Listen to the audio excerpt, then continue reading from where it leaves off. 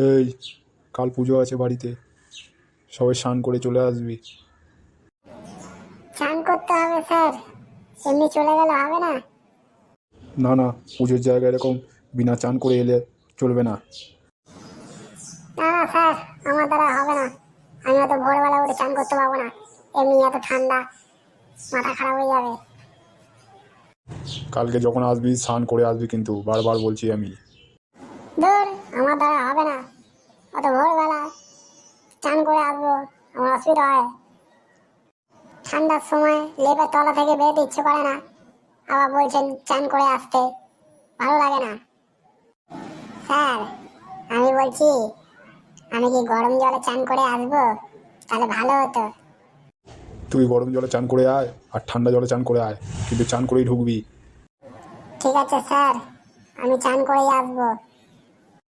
আমি ঠান্ডা জলে স্নান করবো না স্যার, আমি বলে দিলাম। আমি গায়ে জল একটু ছিটিয়ে আসবো।